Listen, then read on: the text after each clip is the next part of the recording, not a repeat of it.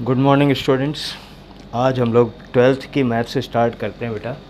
और ट्वेल्थ की मैथ्स का जो सबसे पहला चैप्टर हमें पढ़ने वाले हैं उसका नाम है मैट्रिक्स। जो चैप्टर हम लोग स्टार्ट कर रहे हैं that is matrices. Matrices it's a plural word of matrix. तो सिंगुलर वर्ड इसका हुआ मैट्रिक्स और जो प्लूरल वर्ड है वो है मैट्रिसेस। तो मैट्रिक्स में सबसे पहले हम लोग क्या स्टार्ट करेंगे, सबसे पहले हम समझते हैं कि मैट्रिक्स होता क्या है। How will you define matrix, हम मैट्रिक्स को डिफ़ाइन कैसे करें। तो उसके लिए इसका हिंदी मीनिंग अगर मैं आपको बताना चाहूँ बेटा, तो हिंदी मीनिंग होता है इसका आव्यूह। क्या कहते हैं मैट्रिक्स को हिंदी में? आव्यूह। अब ये वर्ड आपने पहले कभी सुना है क्या, इस तरह से मिलता जुलता वर्ड? तो मुझे याद आता है आप लोगों ने एक वर्ड सुना हुआ है चक्रव्यूह। अब ये चक्रव्यूह में व्यूह या आव्यूह में व्यूह का मतलब क्या होता है? व्यूह का मतलब होता है रचना, कंस्ट्रक्शन, अरेंजमेंट, कुछ भी कह सकते हैं। Security arrangement, security structure, arrangement कहो, स्ट्रक्चर कहो, कुछ भी ऐसा नाम दिया जा सकता है। तो बेसिकली व्यूह का मतलब क्या होता है बेटा? अरेंजमेंट होता है। और इस अरेंजमेंट में यहाँ चक्रव्यूह लिखा है तो इसका मतलब हुआ साइक्लिक अरेंजमेंट। चक्र मतलब साइक्लिक अरेंजमेंट। और वहाँ जो वर्ड यूज़ हुआ है दैट इज़ आव्यूह। आ वर्ड यूज़ हुआ है आयताकार के लिए। किसके लिए यूज़ हुआ है बेटा? आयताकार। और इसको इंग्लिश में बोलते हैं रेक्टेंगुलर अरेंजमेंट। क्या कहेंगे? रेक्टेंगुलर। तो इन दोनों वर्ड्स को मिलाते हैं तो क्या बन गया? Rectangular arrangement. रेक्टेंगुलर अरेंजमेंट को हम क्या नाम देते हैं? आव्यूह। क्लियर है मेरी बात? तो रेक्टेंगुलर अरेंजमेंट किसका? कुछ नंबर्स का, कुछ फंक्शंस का अगर हम रेक्टेंगुलर अरेंजमेंट कर दें तो उसी को कहा जाता है मैट्रिक्स। क्लियर है मेरी बात? तो बेसिकली हम मैट्रिक्स को कैसे डिफाइन करते हैं? It's a rectangular arrangement. It's a rectangular arrangement of some numbers और functions। क्या कह सकते हैं? functions। कुछ numbers या functions का जो rectangular arrangement है हम उसको कह सकते हैं कि भाई ये मैट्रिक्स है। अब सवाल उठता है मैट्रिक्स का यूज़ क्या है, मैट्रिक्स हमें क्यों डिस्कवर करना पड़ा? तो इनिशियली जो लीनियर इक्वेशंस होती थी ना, लीनियर इक्वेशंस, इन लीनियर इक्वेशंस को ईजिली सॉल्व करने के लिए, जैसे ax plus B Y is equal to something ले लेते हैं c, इसी तरह एक और equation cx plus D Y is equal to e, ये कुछ इस तरह की लीनियर इक्वेशंस आप लोगों ने 10th क्लास में कई मेथड से सॉल्व की है। उसी का एक एडवांस्ड मेथड या कह लो ईजी मेथड, कन्वीनियंट मेथड बनाने के लिए हमने मैट्रिक्स का यूज़ किया, हमने मैट्रिक्स का सिस्टम बनाया। लेकिन आज की डेट में अगर मैं बात करूं तो कंप्यूटर साइंस या फिर आपके कॉमर्स में बहुत ज़्यादा यूज़ होती है मैट्रिक्स। वहाँ पे बहुत सारे कैलकुलेशंस में इसका यूज़ किया जा सकता है। हमारा ऑब्जेक्टिव वो नहीं है, फ़िलहाल तो हमें समझना है कि ये होती क्या है, क्या तरीका होता है इसका। अभी तो हम बेसिक्स में पढ़ेंगे, पहली बार मैट्रिक्स पढ़ रहे हैं, आपसे पहले तो आपने पढ़ी नहीं है। तो यहाँ पे मैट्रिक्स को लिखने का एक स्पेशल तरीका होता है, उसको हमेशा बड़े ब्रैकेट में यानी कैपिटल ब्रैकेट में लिखते हैं। है क्या ये? Rectangular arrangement of some numbers है। तो मान लेते हैं हमने नंबर्स ले लिया 3, 4, 5, 6, 7, 8, 9, 10, 11। It is looking like a rectangle. ये अरेंजमेंट कैसा है? रेक्टेंगल में अरेंज किया गया है इन सबको। या फिर मैं ऐसा लिख लेता हूँ, एक और एग्जाम्पल 1, 2, 3, 4, 5, 6, ये भी क्या है? रेक्टेंगुलर अरेंजमेंट है। या फिर हम ऐसा ले लेते हैं sine x, x square, cos x, x, या वाई ले लेते हैं वाई स्क्वायर।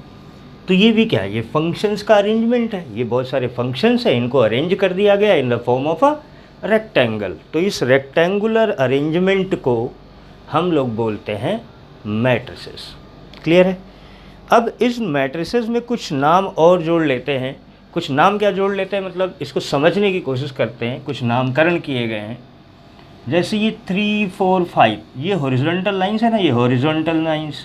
9, 10, 11, ये हॉरिजॉन्टल्स जो लिखे हुए इनको कहा जाता है रो। क्या कहते हैं बेटा? रो। तो अगर मैं आपसे पूछूं इस मैट्रिक्स में कितने रो हैं तो आप बताएंगे 1, 2, 3, there are 3 rows. And the vertical arrangements, vertical columns इनको कह सकते हैं, इनको कहा जाता है कॉलम। क्या कहते हैं बेटा? कॉलम। तो इस तरह से इस मैट्रिक्स में 1, 2, 3 रो हैं, 1, 2, 3 कॉलम्स है। What about this matrix? It also has 2 रोज। इसके पास कितनी रो हैं? 2 रो हैं, 1, 2 और 3 कॉलम है। 2 रो हैं, 3 कॉलम है। तो ऐसा भी कुछ लिखते हैं 3:3, 2:3, and this one is 2:2 because it has 2 rows and 2 columns। अब ये जो मैंने लिखा है 3:3, 2:3, 2:2, ये क्या है? This is order of a matrix. इसको क्या कहते हैं? Order of matrix. Order of matrix मतलब इस मैट्रिक्स में कितने number of rose into number of columns, number of rose into number of columns. जैसे इस मैट्रिक्स में मैंने कहा था 2 रो हैं और 3 कॉलम है, तो इस मैट्रिक्स का ऑर्डर क्या हो गया? 2:3। सिमिलरली दिस मैट्रिक्स का ऑर्डर क्या हुआ? इसका 3:3 because it has 3 rows and 3 columns. इसका ऑर्डर क्या हुआ बेटा? 2:2। It has 2 rows and 2 columns. Is it clear? Okay. कुछ नोट करना चाहें तो कर सकते हैं, पॉज करके video.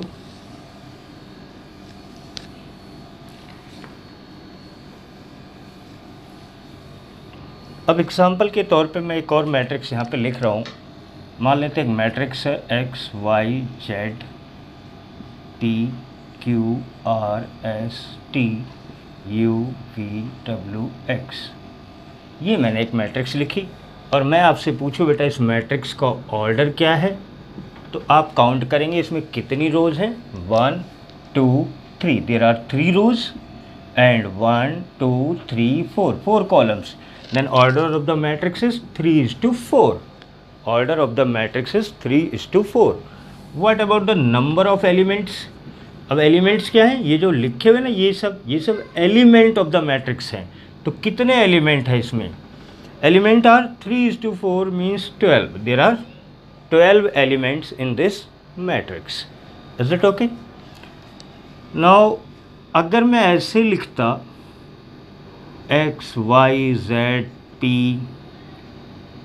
q, r, s, t, u, v, w, x, इस मैट्रिक्स का ऑर्डर क्या है? 4:3। लेकिन नंबर ऑफ एलिमेंट्स इसमें भी कितने हैं? 12। मतलब 12 एलिमेंट्स के थ्रू ही, यानी सिर्फ 12 एलिमेंट रखते हुए ही हमने 2 मैट्रिक्स बना दिए, एक 3:4, एक 4:3। और भी क्या कोई तरीका पॉसिबल था? सिर्फ ऐसे लिख के देखते हैं x, y, z, p, q, r, s, t, u, v, w, x। क्या अभी भी 12 एलिमेंट्स ही हैं? जी बिल्कुल, अभी भी 12 एलिमेंट ही हैं, but order is 1, 2, 3, 4, 5, 6। There are 6 rows and 2 columns. अभी भी नंबर ऑफ एलिमेंट कितने हैं? 12। अगर हम 2 रोज एंड 6 कॉलम लिखते तब नंबर ऑफ एलिमेंट कितने होते? अगर हम 2 रोज एंड 6 कॉलम लिखते तब भी नंबर ऑफ एलिमेंट कितने होते? 12 ही होते। मतलब मैं ये बताना चाह रहा हूँ having 12 number of elements we can make many types of order. क्या क्या ऑर्डर बन सकता है? अगर किसी मैट्रिक्स में 12 एलिमेंट हैं तो क्या क्या ऑर्डर बन सकता है? तो किसी ने कहा भाई 1:12, मतलब एक ही रो में 12 एलिमेंट लिख दो, बन गया। 12 एलिमेंट ही है लेकिन ऑर्डर 1:12, 12:1, 6:2, 2:6, 4:3, 3:4। यानी इन सभी ऑर्डर्स में नंबर ऑफ एलिमेंट 12 ही हैं। तो अगर आपसे कोई क्वेश्चन पूछ लिया जाए भाई कि एक मैट्रिक्स है उसमें 15 एलिमेंट हैं, आप बताओ इसका क्या क्या ऑर्डर पॉसिबल है, तो आप क्या बताएंगे?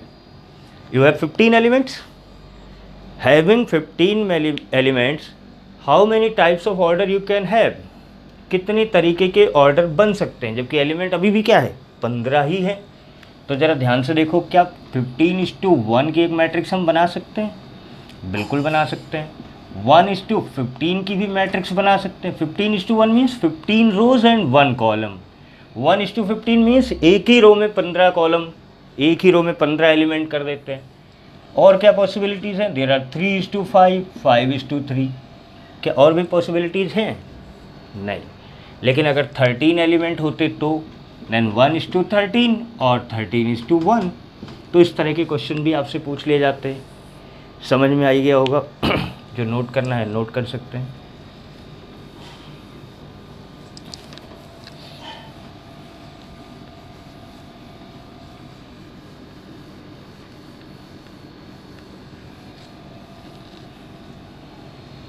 एक और चीज़ सीखने की कोशिश करते हैं बेटा। जैसे मैंने एक मैट्रिक्स लिख दिया, मान लेते हैं x y z 1 2 3 p q r, order 3:3, number of elements 9। अब जरा इस एलिमेंट को ध्यान देखो, ये एक अरेंजमेंट है, दिस इज अ अरेंजमेंट। तो अरेंजमेंट को हम ए से लिख देते हैं, अरे भी कुछ लोग बोलते हैं इसे, ए फॉर अरेंजमेंट। इस एलिमेंट में ये जो x है वो अरेंज्ड है। कैसे अरेंज्ड है बेटा? इसकी अरेंजमेंट यानी इसकी लोकेशन है first row and first column, then A11 या इसको AIJ भी बोलते हैं। IJ मतलब रो, I मतलब रो, J मतलब कॉलम। तो AIJ A11 क्या बता रहा है? This elements belongs to first row and first column. तो first row first column element is x। Clear है? सिमिलरली इस एलिमेंट का अरेंजमेंट अगर मैं देखना चाहूँ तो क्या बनता है? ये सेकेंड रो में है और सेकेंड कॉलम में है, means second row second column and the value is 2। ऐसे ही अगर आपसे पूछ लिया जाए भाई A32 बताएं, A32 मीन्स A32 मतलब अरेंजमेंट का third row second column element, third row second column, third row second column, the element is Q। Clear है? तो इस तरह किसी भी एलिमेंट की लोकेशन यानी उसकी अरेंजमेंट में क्या पोजीशन है उसको डिफाइन करने के लिए हम कुछ ऐसा लिखते हैं AIJ। सिमिलरली अगर मैं आपसे पूछूं A23 means second row third column element, second row third column, then you will move to second row and third column and you will get 3। क्या मिल गया आपको? 3 मिला, second row third column element. Clear है बेटा यहाँ तक? तो ये कुछ बातें थी जो स्टार्टिंग में हम फर्स्ट क्वेश्चन तो कर ही सकते एक्सरसाइज का, तो पहले क्वेश्चन कर लेते हैं या आगे समझ लेते हैं। चलिए एक्सरसाइज के एक दो क्वेश्चन करते हैं फिर आगे की बात करेंगे। Exercise 3.1 question number 1। Exercise 3.1 question number 1 में आपको क्या दिया हुआ है? एक मैट्रिक्स गिवन है। क्या गिवन है बेटा? एक मैट्रिक्स गिवन है एंड अरेंजमेंट जिसको कह सकते हैं A is given to you as 2 5 19 -7 35 -2 5/2 12 √3 1 -5 and 17। ये एक मैट्रिक्स गिवन है आपको और आपसे पूछा क्या जा रहा है? सबसे पहला पार्ट इसमें जो पूछा गया that is order of matrix. मुझे लगता नहीं बताने की ज़रूरत है। Order of the matrix is number of rows into number of columns. There are 3 rows, 1 2 3, there are 3 rows and 1 2 3 4 columns. तो order of the matrix becomes 3:4। Second part में पूछा गया है number of elements. Number of elements, कितने element हैं? 12। Third part में क्या पूछा गया आपसे? कुछ शायद एलिमेंट्स पूछे गए हैं। जैसे फर्स्ट एलिमेंट पूछा गया आपसे A13 की वैल्यू बताएं। A13 means first row third column, first row third column, first row third column, the element is 19। Similarly आपसे पूछा गया A21 means second row first column. चलते भाई, सेकेंड रो ये है, फर्स्ट कॉलम ये है, तो कौन सा एलिमेंट मिला आपको? 35। और इसी तरह से आपसे पूछा गया है A33 एंड A24। A33 की वैल्यू, A24 की वैल्यू, एंड A23 की वैल्यू, ये आप लोग कमेंट्स में बता देंगे, ज़्यादा अच्छा रहेगा। सब कुछ मैं ही बता दूंगा तो आप क्या सीखेंगे। ये था आपका फर्स्ट क्वेश्चन। नोट करना चाहें तो नोट कर लेते हैं, नहीं तो आगे बढ़ते हैं, सेकंड क्वेश्चन की बात करते हैं।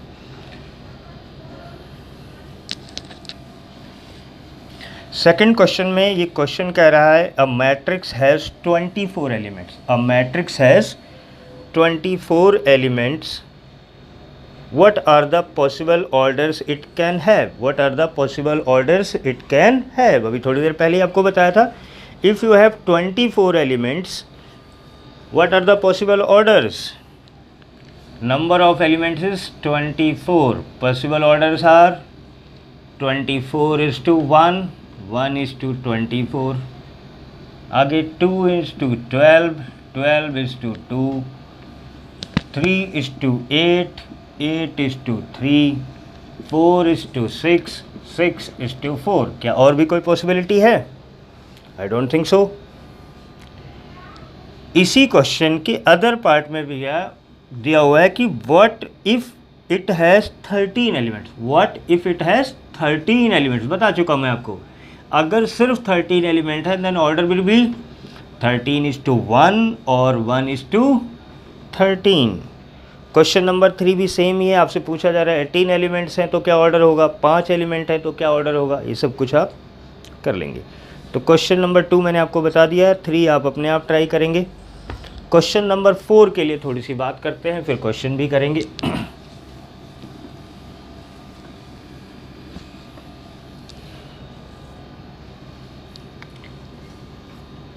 अभी मैंने आपको मैट्रिक्स में लोकेशंस बताई थी, पोजीशंस बताई थी, A11, A12, A13, A21, A22, A23, A31, A32, A33। ये एक मैट्रिक्स है जिसका ऑर्डर है 3:3, 1 1 1 आई रो जे कॉलम। तो रो और कॉलम की रिलेशन। तो इसी पर एक क्वेश्चन आपसे पूछा जाता है, एक तरह का क्वेश्चन जिसमें डिफाइन किया जाता है कि एलिमेंट क्या होंगे। मतलब एलिमेंट डायरेक्टली नहीं गिवन है, एलिमेंट डिफाइंड है। और उस क्वेश्चन में कहा गया है कंस्ट्रक्ट अ मैट्रिक्स, ये मैं एग्जांपल ले रहा हूँ, construct a matrix of order 3:2।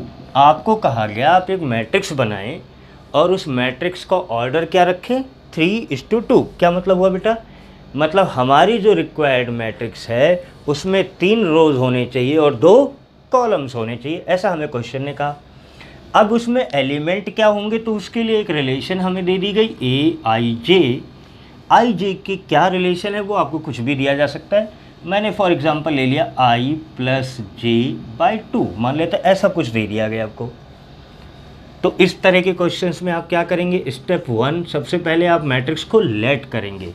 Let the matrix is, matrix यानी अरेंजमेंट आप खुद लेट कर लेंगे और उस अरेंजमेंट में क्या होना चाहिए, 3 रो होनी चाहिए। There are 3 rows and 2 columns. तो इसको देखो ध्यान से, ये एलिमेंट क्या बना, A11, A12, A21, A22, A31, A32। ये अरेंजमेंट, ये मैट्रिक्स हमने सबसे पहले लेट कर लिया। अब लेट करने के बाद स्टेप 2 में हम इसके एलिमेंट्स निकालेंगे, फाइंड करेंगे। कैसे निकालेंगे भाई, हमें रिलेशन गिवन है, हमें निकालना है A11 और A11 के लिए आपको क्या बताया गया भाई, A11 के लिए आपको बताया गया है आई जे इज़, आई मतलब 1, जे मतलब 1, I 1 + 1/2। A11 is 1 + 1/2। तो कितना आ गया बेटा ये 1। सिमिलरली हम निकालेंगे A12, A12 इज़ फिर वही 1, I की वैल्यू होगी 1, J की वैल्यू होगी 2। तो 1 + 2/2 मीन्स 3/2। ऐसे ही अगर हम A21 निकालें तो 2 + 1/2 मतलब 3/2। A22 निकालें 4/2 मीन्स 2। A31 इज अगेन 2 आएगा, 3 + 1/2 मीन्स 2। A32 3 + 2/2 means 5/2। सभी एलिमेंट्स हमने निकाल लिए। अब हमने एलिमेंट्स निकाल लिए तो रिक्वायर्ड मैट्रिक्स हमें मिल गई। अब रिक्वायर्ड मैट्रिक्स क्या है भाई? सो ऐसे लिख देंगे आप थर्ड स्टेप में। सो required matrix is equal two elements की वैल्यू फटाफट पुट कर देते हैं भाई। A11 क्या आया था? 1, 3/2, 3/2, 2, 2, 5/2। ये हमारा आंसर हो गया। मुश्किल है क्या?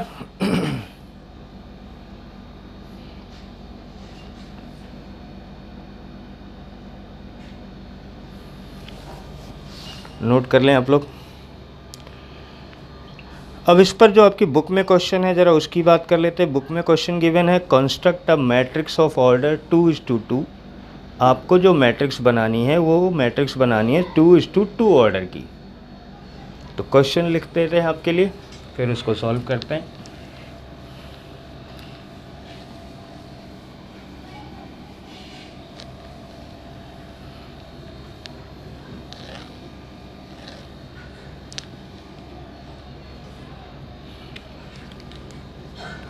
Question number 4, construct a matrix of order 2:2। हमें जो मैट्रिक्स बनानी है उसका ऑर्डर गिवन है 2:2 ऑर्डर की मैट्रिक्स बनानी है। और फॉर AIJ मीन्स एलिमेंट्स के लिए जो रिलेशन गिवन है दैट इज़ I + J का होल स्क्वायर बाई 2। ये फर्स्ट पार्ट में है। सेकेंड पार्ट में इन्होंने लिखा है AIJ is equal to I/J। एक बता दिया जाए तो बाकी तो आप अपने आप ही कर लेंगे। और जो थर्ड पार्ट है दैट इज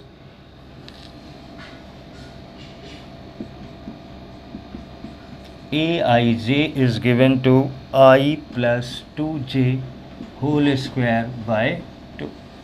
तो ये तीन पार्ट है, मतलब तीन अलग अलग मैट्रिसेस आपको निकालनी है, लेकिन तीनों मैट्रिक्स का ऑर्डर गिवन है 2:2।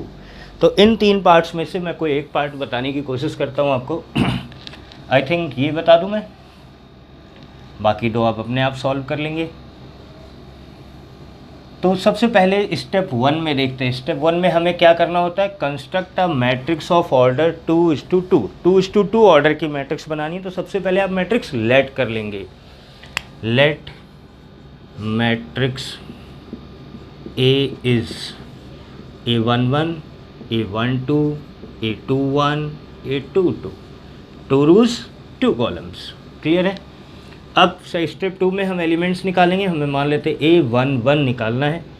तो AIJ इज I + 2J, और I की वैल्यू हुई यहाँ से 1, J की वैल्यू भी, तो रखते हैं बेटा 1 + 2 × 1 होल स्क्वायर बाई 2। ये लिखा था ना I + 2J। I की वैल्यू 1, 2 × J की वैल्यू भी 1, तो 1 + 2 3, 3 का स्क्वायर 9/2। सिमिलरली A12 क्या निकल जाएगा? A12 विल बी, रखते हैं I की value 1 + 2 × 2 whole square by 2। I think it's 25/2। A21 2 + 2 × 1, 2 + 2 × 1 whole square by 2, 4, 16 square 8। A22 2 + 2 × 2 whole square by 2, तो 2 × 2 4 + 2 6, 36/2 मीन्स 18। एलिमेंट्स आ गए चारों। अब रिक्वायर मैट्रिक्स A लिख देते हैं direct. So required matrix A is equal to क्या है बेटा? A11 जिसकी वैल्यू आई है 9/2, A12 the value is 25/2, A21 the value is 8 and A22 the value is 18. This is your answer. बाकी दो पार्ट्स आप अपने आप कर लेंगे।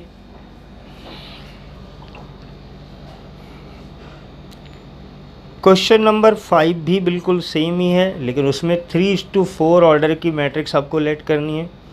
The order of the matrix is 3:4। जो गिवन ऑर्डर है हमें वो गिवन है 3:4। करा देते हैं थोड़ा सा आपको स्टार्ट। क्वेश्चन नंबर 5 की बात कर लेते हैं।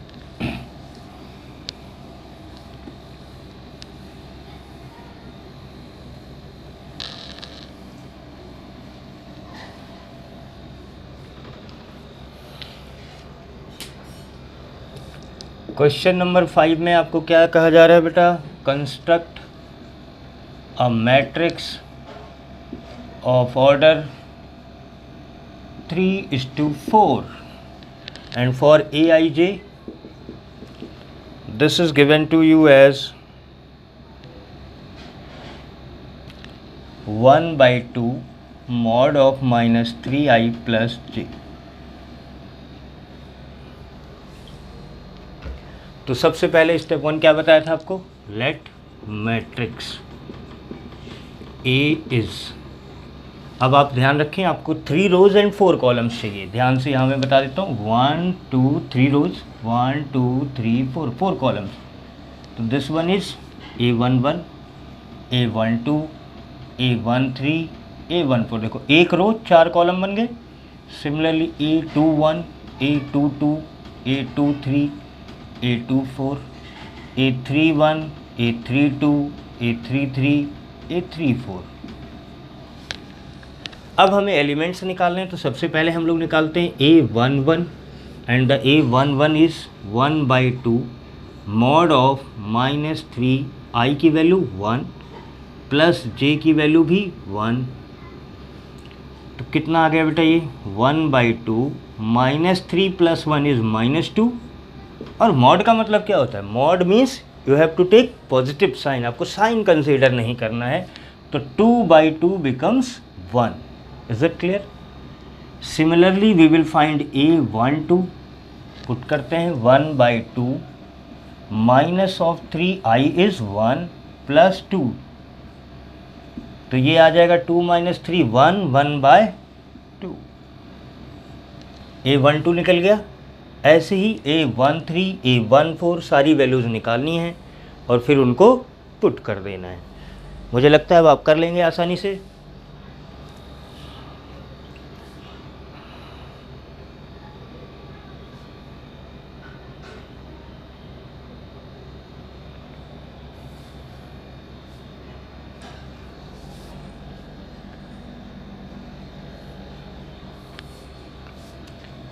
A13 अगर हम फाइंड करें तो I think A13 will come as 0।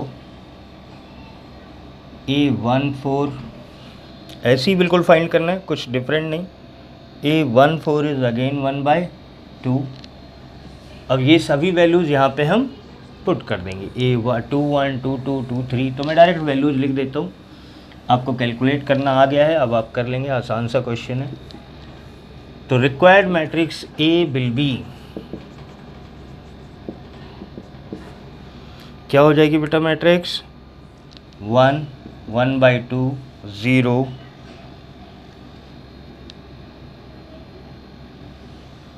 1/2 5/2 2 3/2 1/5 4 7/2 3 5/2। ये पूरी मैट्रिक्स आ गई आपकी। सिमिलरली सेम वैल्यूज़ उसी तरह से हमने निकाली, कुछ भी डिफरेंट नहीं किया इसमें। अब हम लोग बात करते हैं नेक्स्ट टाइप के क्वेश्चन की। नेक्स्ट टाइप का जो क्वेश्चन होगा वो होगा इक्वलिटी ऑफ मैट्रिक्स पे। किस पे? Equality of matrix. दो मैट्रिक्स आपस में इक्वल कब होंगी? जब उनके ऑर्डर सेम हो और उनके करस्पॉन्डिंग एलिमेंट्स भी सेम हो। ध्यान रहे इस बात का। Two matrices will be equal if their corresponding elements are equal. A11 A12 A21 A22। It will be equal to B11 B12 B21 B22 if and only if A11 should be equal to B11, A12 should be equal to B12। Clear है? A21 should be equal to B21, A22 should be equal to B22। Means corresponding elements same होंगे ये एकमात्र condition है equality of matrix की। तो दो matrix आपस में इक्वल कब होंगे बेटा? जब उनके करस्पॉन्डिंग एलिमेंट्स सेम होंगे।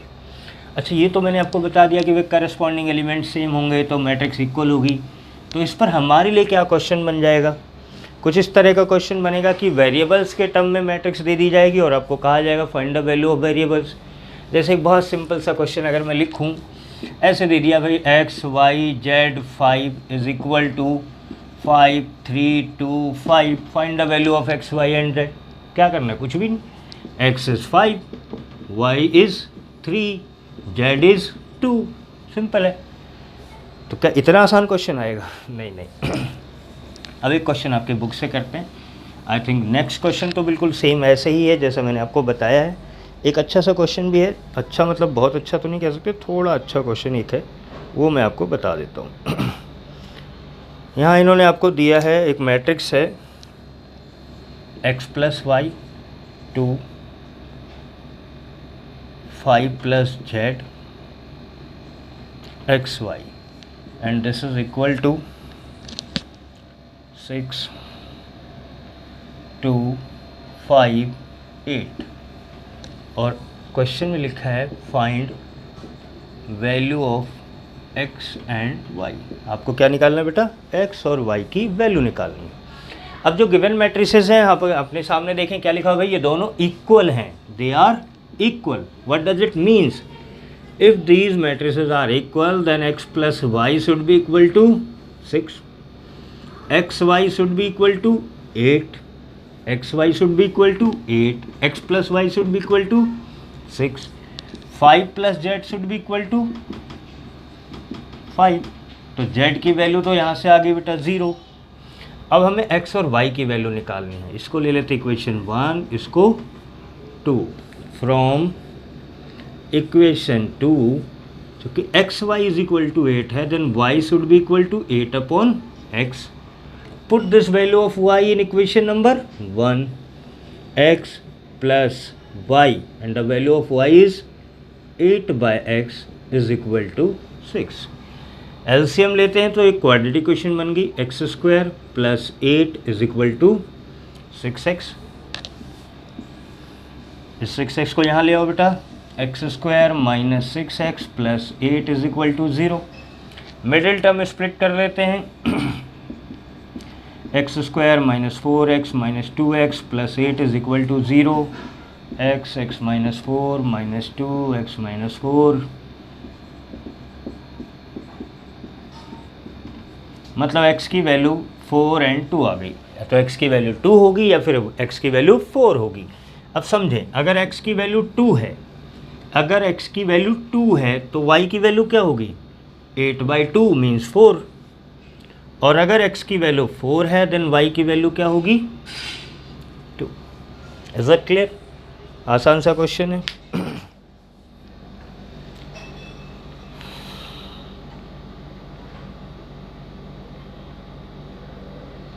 एक और क्वेश्चन करा देते हैं आपको, क्वेश्चन नंबर 9, या कर लेंगे आप?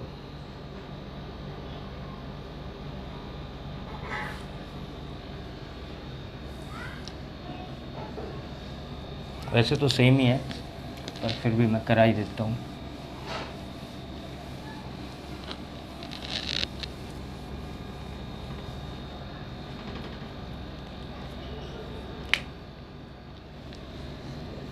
Here given to is 3x plus 7, 5y plus 1, 2 minus 3x and this is equal to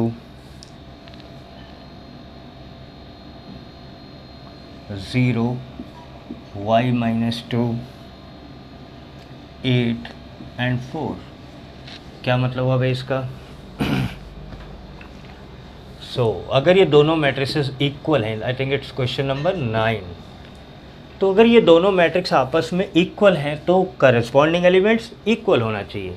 मतलब 3x plus 7 should be equal to 0, 3x plus 7 is equal to 0, y plus 1 should be equal to 8, 2 minus 3x should be equal to 4, and y minus 2 should be equal to 5। अब इनसे अगर हम values निकालने की कोशिश करें बेटा, तो यहाँ से x की वैल्यू क्या आएगी, 3x is equal to -7 and x is equal to -7/3। Okay, y is equal to 7, 8 - 1 7। यहाँ से x की वैल्यू आई 2 - 4, इस 4 को इधर ले आए, 2 - 4 is equal to 3x। 2 - 4 -2 means x की वैल्यू आ गई -2/3। यहीं गड़बड़ हो गई। यहाँ से ज़रा देखते हैं y की वैल्यू, यहाँ से भी क्या आएगी 7। ये तो कोई प्रॉब्लम वाली बात नहीं, y की वैल्यू 7 यहाँ से भी है, यहाँ से भी है, ये ठीक है, इसमें कोई दिक्कत नहीं। पर जो हमने मैट्रिक्स बनाई है उसके 2 एलिमेंट से x की 2 अलग अलग वैल्यूज़ आ गई, विच इज़ नॉट पॉसिबल। तो ये ऑब्जेक्टिव टाइप का आपका क्वेश्चन है और इसमें आप में क्या लिखेंगे आंसर में, आंसर बी, जो ऑब्जेक्टिव बी है वो करेक्ट है। Means it is not possible to find, not possible to solve. तो सिंपली इसका आंसर आप लिख देंगे not possible to find because x has 2 different values in same matrix, जो कि पॉसिबल नहीं है। क्लियर है बेटा? तो आज के लिए इतना ही। अगली क्लास में हम लोग पढ़ेंगे मैट्रिक्स अलजेब्रा। अब आप कहेंगे मैट्रिक्स अलजेब्रा मतलब, algebra means mathematical algebraic operations plus minus multiplication, मतलब 2 मैट्रिक्सेस को ऐड करना, सब्ट्रैक्ट करना और उनको मल्टीप्लाई करना कैसे करते हैं वो हम लोग सीखेंगे अगली क्लास में। आज के लिए धन्यवाद।